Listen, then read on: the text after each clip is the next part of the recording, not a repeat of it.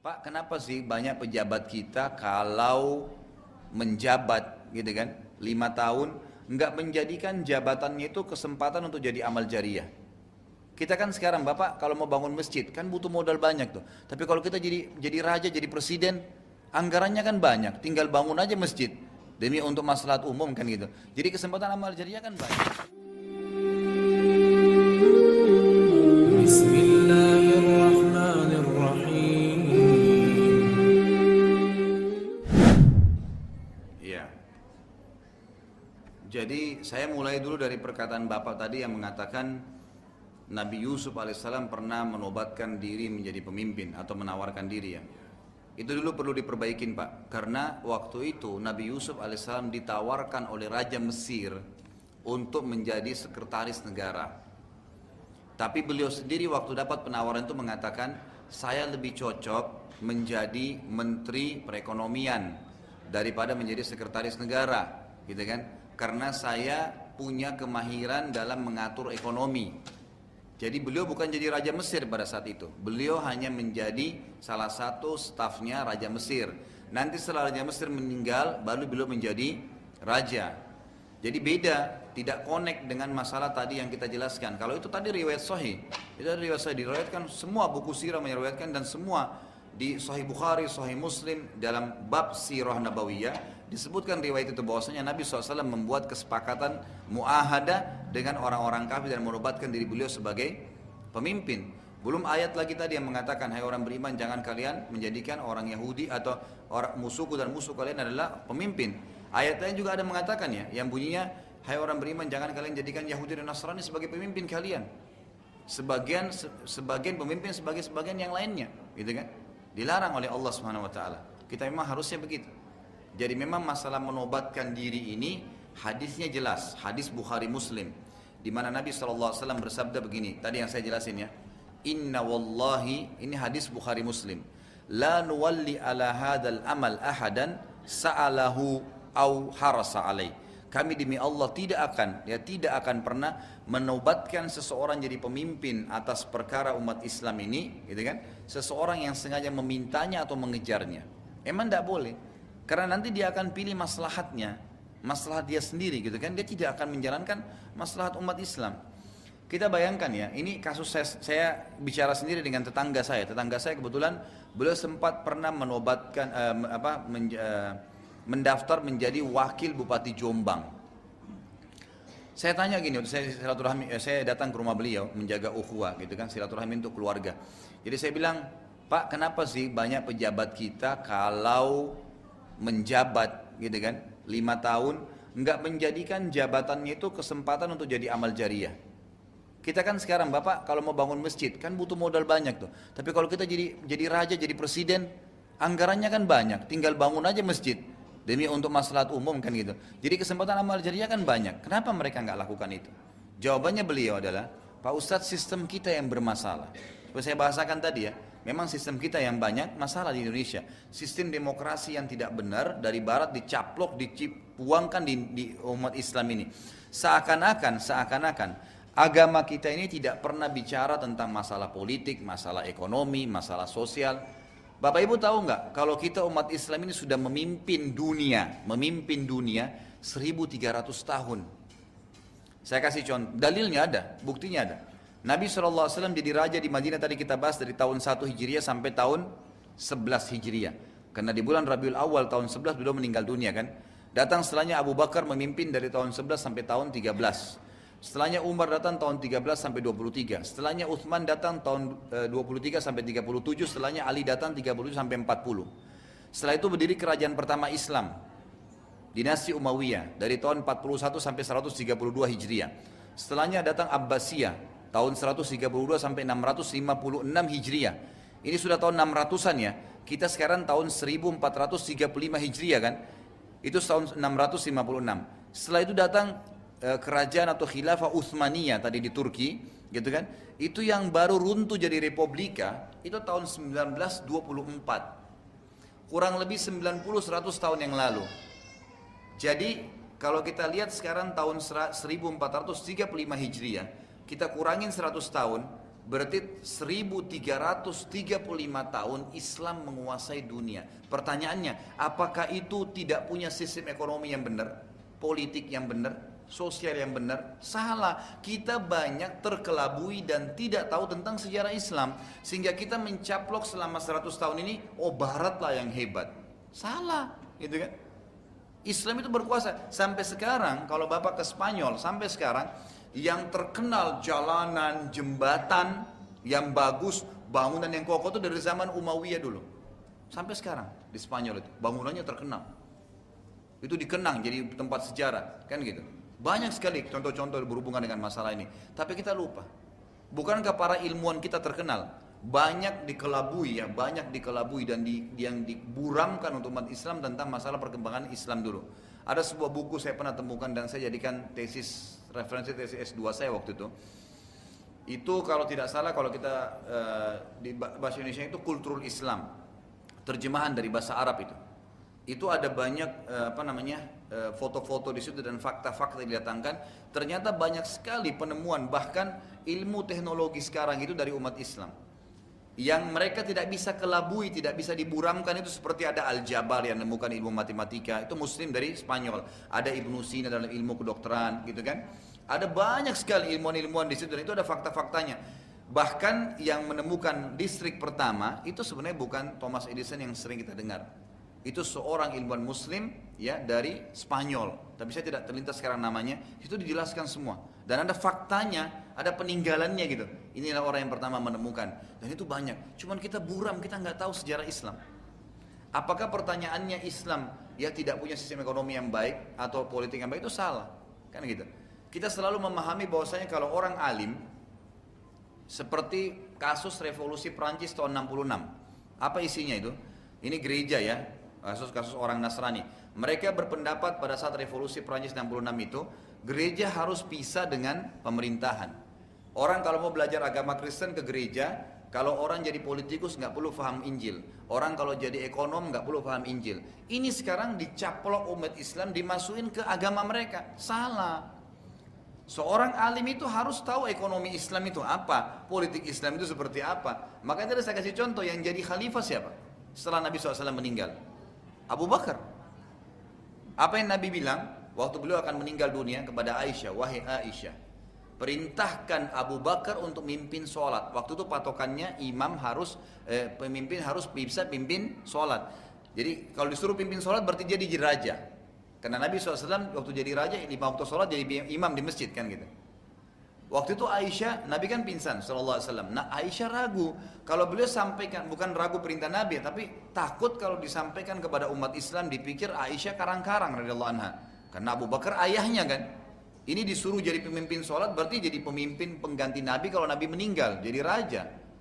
Waktu Nabi SAW sadar yang kedua kalinya, tanya, wahai Aisyah, sudah kau jalanin belum? Kata Aisyah, belum ya Rasulullah. Inna Abu Bakar abi rajulun bakka. Ayahku Abu Bakar itu orang yang mudah nangis ya Rasulullah. Dengar ayat sedikit nangis. Memang Abu Bakar begitu radhiyallahu anhu. Orang yang sangat khusyuk dengan Allah Subhanahu wa taala. Lalu Aisyah mengatakan, ya Rasulullah, tunjuk orang lain aja. Nabi SAW pingsan. Bangun yang ketiga kan Nabi mengatakan, wahai Aisyah, sudah jalanin belum perintah saya?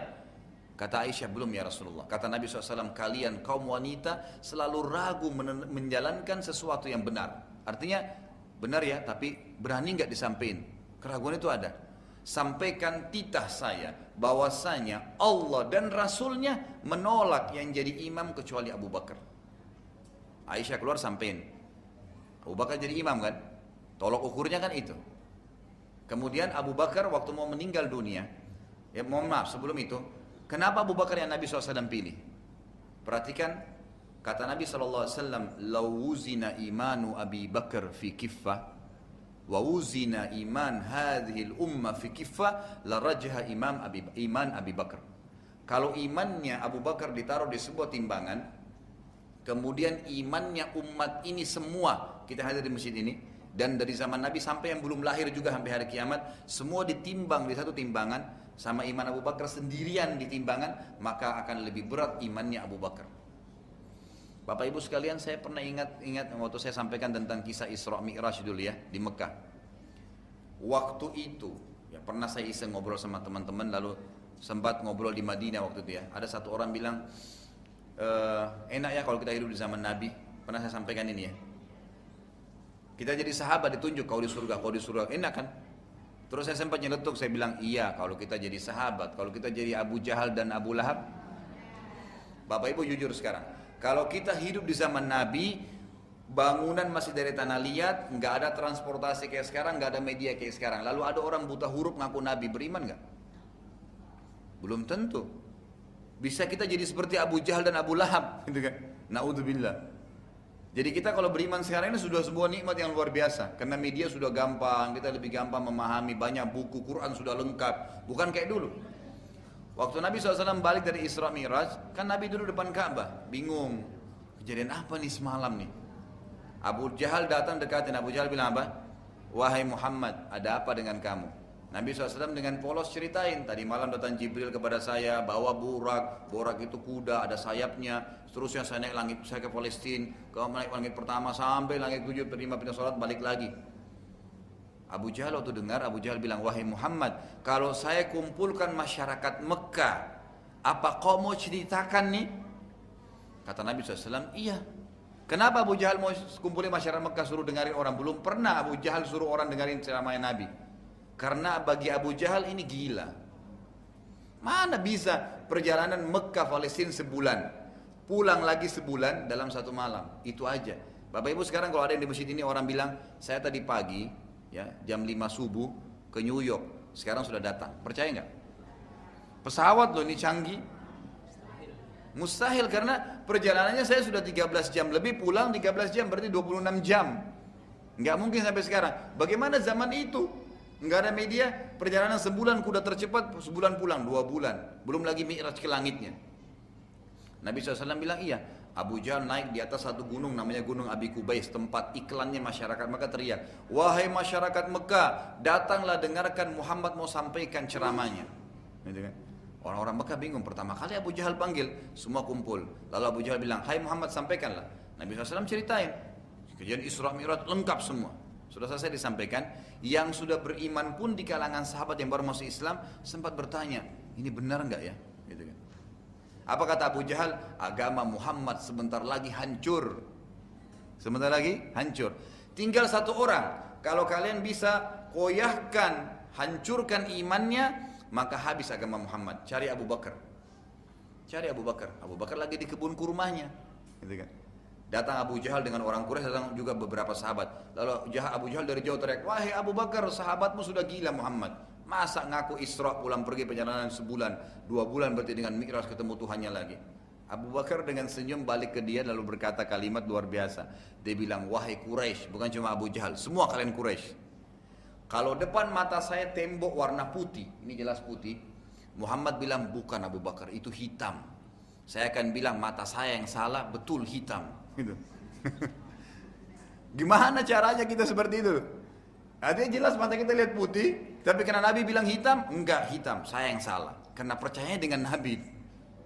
Orang seperti ini yang dipilih oleh Nabi SAW jadi pengganti beliau, jadi pemimpin umat.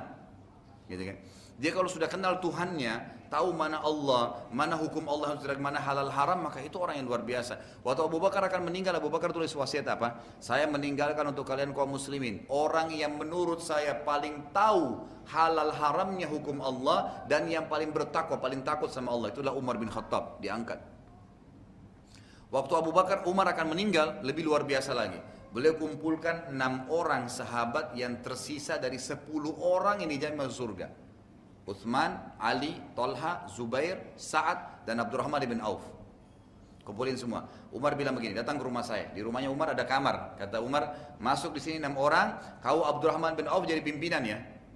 Jangan keluar dari ruangan ini kecuali sudah tunjuk 1 orang siap menjadi khalifah pengganti saya. Karena Umar sudah rasa akan meninggal, sudah ditusuk sama Abu Lu'lu kan gitu. Umar bilang, kalau kalian keluar tidak pilih 1 orang jadi khalifah, saya akan tebas leher kalian semua. Umar nunggu depan kamar itu pakai pedang. Ini siapa yang masuk sini? Ulamanya sahabat. Orang yang terbaiknya umat ini masuk semua di situ. Abdurrahman yang terjadi radhiyallahu anhu, Abdurrahman bin Auf yang tadi kita sebutkan juga kisahnya kan. Beliau waktu masuk beliau mengatakan, Amir Mukminin Umar sudah tunjuk saya jadi pemimpin kalian.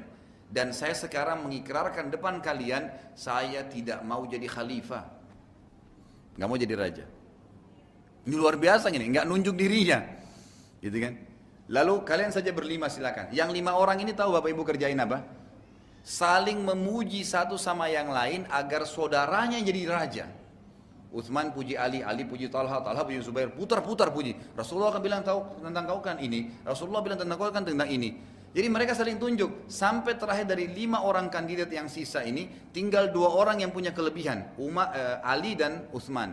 Dan Utsman lebih sedikit dari 1 atau 2 hadis dari Ali radhiyallahu anhu.